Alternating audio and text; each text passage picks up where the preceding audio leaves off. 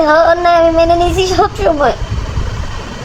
আমার বাচ্চার সাথে হওয়া অন্যায় আমি কোনোদিনও মানবো না, কোনোদিনও না।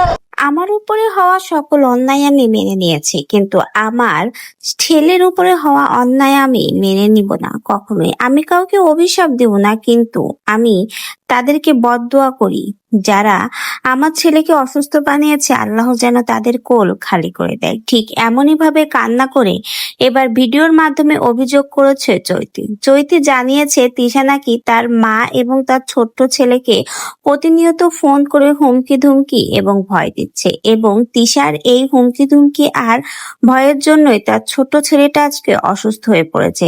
চৈতির একমাত্র বেঁচে থাকার উৎসই তার বর্তমানে তার মা এবং সন্তান। তার মা আর সন্তানের কিছু হলে চৈতি বাঁচবে না, কারণ চৈতির এই দুনিয়ায় আর কেউ নেই। না আছে তার স্বামী, না আছে তার বাবা।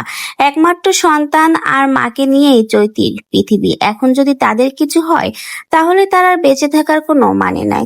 চৈতির সাথে তারা অনেক অন্যায় করেছে, সবকিছু সে মুখ বুজে মেনে নিয়েছেন, কিন্তু চৈতির ছেলের উপরে হওয়া অন্যায় সে কখনোই মেনে নেবে না। আজকে তিশার জন্যই চৈতির ছেলে গুরুতর অসুস্থ হয়ে পড়েছে, আর ছেলের জন্য এবার ভিডিওর মাধ্যমে কান্নাকাটি করলো চৈতি। চৈতি এটাও চাইছে তার ছেলের যদি কিছু হয় তাহলে কিন্তু সে তিশাকে ছাড়বে না। পোস্টের মাধ্যমে ক্লিয়ার করে দিয়েছে তিশার হয়তো বড় ফ্যান পেজ থাকতে পারে, এমনকি তার হয়তো অনেক লোকের সাথে হাতও থাকতে পারে, কিন্তু চৈতির নেই। কিন্তু চৈতির একমাত্র ছেলের যদি কিছু হয় সেটা কখনোই চৈতি মেনে নেবে না। বলতে গেলে এবার ক্লিয়ার হুমকির মাধ্যমেই কিন্তু তিশাকে অনেক দিয়ে দিয়েছে।